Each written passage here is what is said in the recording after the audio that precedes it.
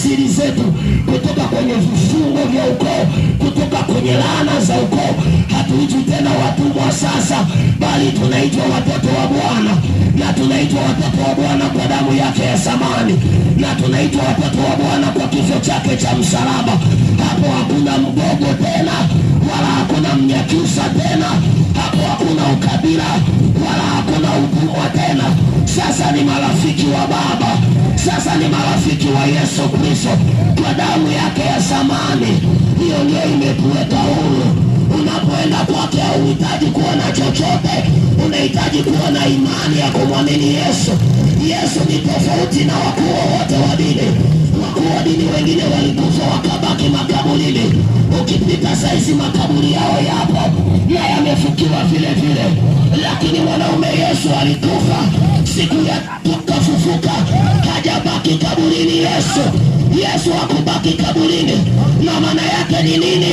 Alipenda kutangaza habari ya ukombozi na toba, habari ya kufunguliwa kwa watu, habari ya kufunguliwa kwa kijana mmoja, habari ya kufunguliwa kwa mama mmoja, habari ya kufunguliwa kwa baba mmoja. Yeye alienda kutangaza toba, na sasa msamaha unapatikana, na sasa msamaha unapatikana kwa damu ya Yesu Kristo wa Nazareti. Msamaha unapatikana, come on. Msamaha unapatikana kwa damu ya Yesu, kwa damu ya Yesu. Wao waliofungwa kwenye vifungo, wao waliofungwa kwenye vifungo vya ulevi, waliofungwa kwenye vifungo vya zinaa, tamaa mbaya, vifungo vya kichawi, uganga wa kienyeji, ninataka nikwambie jioni ya leo, yupo Yesu Kristo ambaye anaweza akakufungua. Sheria za dini haziwezi zikakufungua. Kuna watu kwenye dini zao sipo sheria, lakini bado ni walevi, lakini bado ni wazinzi. Kuna watu kwenye dini zao kuna ubaba wa baba, lakini hawajaweza kuwasaidia. Lakini jioni ya leo nimekuletea habari tamu za mwanaume Yesu, ziwezazo kuokoa, ziwezazo kukubadilisha. Bwana mtumisha Bwana kwa haraka haraka, wasije wakasema ninapiga stori za hekaya ya Buniwasi. Naomba nifungulie kitabu cha Yohana Mtakatifu sura ile ya 3. Nisome tu kuanzia mstari wa 13 hadi wa 14 hadi wa 15. Basi ule mstari mwingine unajulikana. Naomba nisomee mstari wa kamanda, unisomee mstari wa 14 na mstari wa 15. Tumuone Yesu anasemaje, tumuone Yesu anatuambia nini. Wanaweza kuwa nafikiri tunapiga tu story, wanafikiri tunapiga tu story. Yohana 3 mstari wa 14 au wa 15. Kitabu ni cha Yohana sura ya 3 wa 13 na kuendelea. Biblia inasema wala hakuna mtu aliyepaa mbinguni ila yeye aliyeshuka kutoka mbinguni, yaani mwana wa Adamu. Na kama vile Musa alivyoinua yule nyoka wa shaba jangwani, hivyo mwana wa Adamu anabudi kuinuliwa, ili kila mtu amwaminie awe na uzima wa milele. Kwa maana jinsi hii Mungu aliupenda ulimwengu hata akamtoa mwanawe wa pekee, ili kila mwaminie asipotee, bali awe na uzima wa milele. Amina. Hizi ni habari za kamanda mmoja aliyekuwa anaitwa Nikodemo. Huyu Nikodemo, Biblia inamsema kwamba alikuwa ni mkuu wa dini fulani, alikuwa amesomea sheria ya dini fulani. Kwa hiyo yeye alikuwa ni mkuu katika dini yake, alikuwa ni mmoja wa watu walioshika Torati. Lakini aliposikia habari za Yesu akizitangaza, akatamani kumjua. Akawaza, nikienda asubuhi wataniona washirika wangu, wataniona waumini wenzangu, wataniona viongozi wangu wa dini, wataniita. Akasema, hapa nitamfuata Yesu usiku. Akaazimia moyoni mwake kumfuata Yesu usiku. Biblia inasema akamfuata usiku. Alipomfuata usiku, akaanza kumuuliza Bwana, nifanyaje ili na mimi niwe mmoja wao? Ndipo Yesu akaanza kumwambia, anamwambia Nikodemo, ni lazima ukubali kuzaliwa mara ya pili. Kamanda akawa elewi ni story gani analetewa. Nikauliza, je, mtu mzima anaweza akaingia tena tumboni mwa mama yake alafu akazaliwa? Ndiposa nakumbuka ya kwamba wenye hekima wamefichwa neno hili. Jioni ya leo nataka nikwambie, anasema hakuna mtu yeyote aliyepaa kwenda mbinguni isipokuwa huyo aliyotoka mbinguni akaja chini, na yeye ni mwana wa Adamu, yani Yesu Kristo.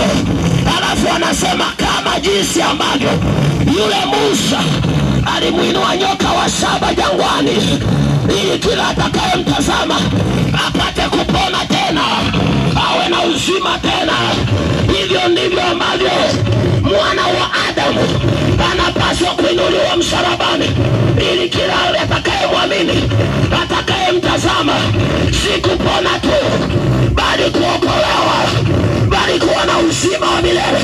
Ninataka nikwambie jioni ya leo ya kwamba mko mahali hapa, nyoka wa shaba ambaye ni Yesu Kristo, yeye aliye na zaidi ya nyoka wa shaba, aliye zaidi ya kile kivuli, amekwisha kuinuliwa.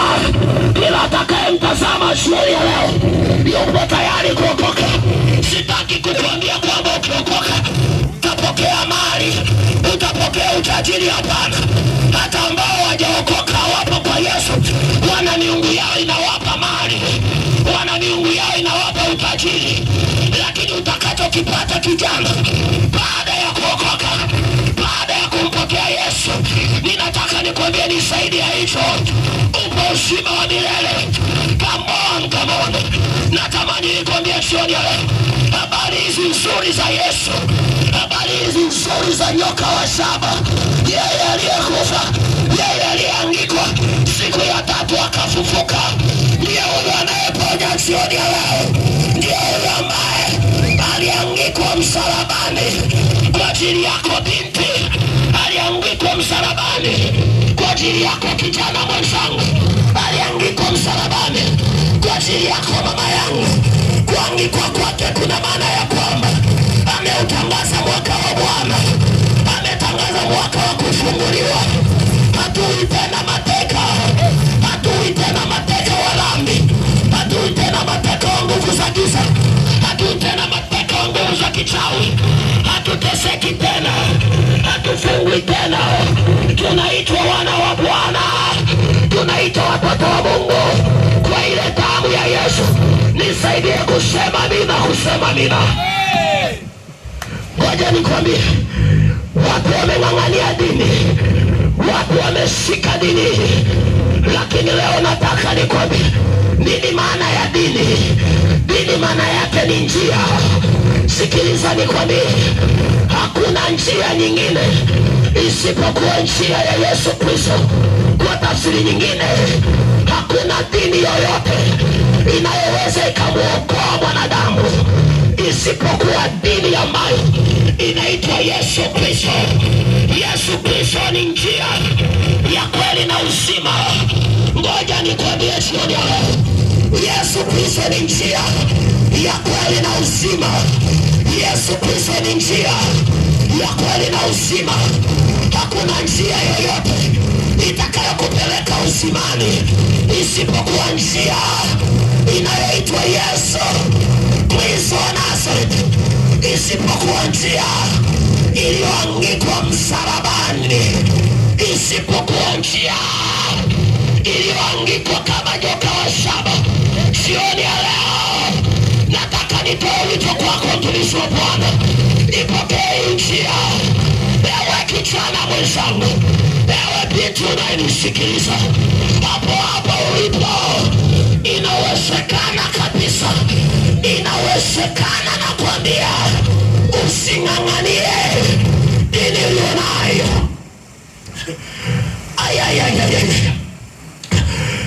Huyu Nikodemo bwana alikuwa ni mkuu wa dini, alikuwa amekulia mafundisho ya dini, alikuwa amekulia mafundisho ya kipaimara, alikuwa amekulia mafundisho ya ubatizo, alikuwa amekulia sheria zote za kanisa.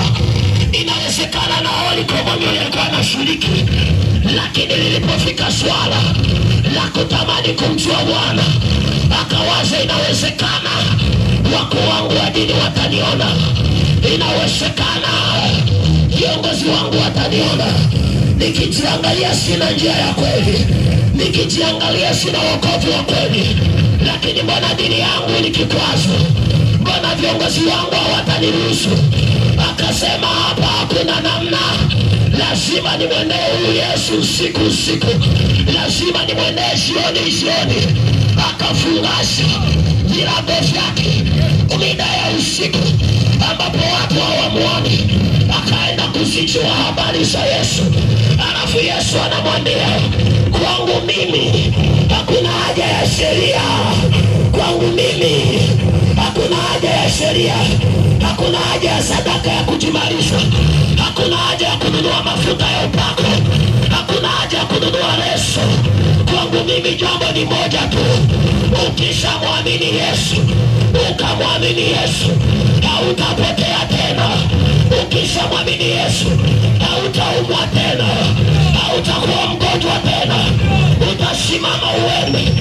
utasimama uende. Jioni ya leo Bwana anabisha hodi miongoni mwako, anatamani ufungue mlango wa moyo wako ili akuhudumie, umpokee. Anachonifurahisha huyu Yesu, anasema nimesimama mlangoni, ninabisha hodi. Yeyote ambaye atafungua mlango, Bwana anasema hivi, yeyote ambaye atafungua mlango, haijalishi ni Mnyakyusa, haijalishi ni Muhaya, haijalishi ni Mua, haijalishi ni Mchaga, haijalishi dini yake, anasema akifungua mlango ataingia kwake, alafu atakaa naye, alafu akishakaa naye ataanza kupiga naye stori, atakuwa anapiga naye stori. Anamwambia, mwanangu wewe, sikiliza nikwambie, mateso leo ni mwisho, kuonewa leo ni mwisho, kutokulala usingizi leo ni mwisho, kuweka tunguli kwenye bodaboda leo ni mwisho, kuweka tunguli kwenye duka lako leo ni mwisho. Anamwambia, sikiliza, damu yangu ilisanena mema, hauna haja ya kumwagia maji ya baraka. Anamwambia, mafuta ya upako yanaisha, lakini mimi Yesu siishi. Anamwambia, tunguli zinazidiana waganga, lakini mimi siishi. Nakwambia sizidiwi na chochote. Anakwambia kafara za waganga zinazidiana, lakini kafara yangu haijawahi kuzidiwa na chochote. Jioni ya leo nataka nikwambie ya kwamba yupo Yesu ambaye ni zaidi ya tunguli zote. Yupo Yesu ambaye ni zaidi ya waganga wote. Waganga wanazidiana. Sikiliza nikwambie, hakujawahi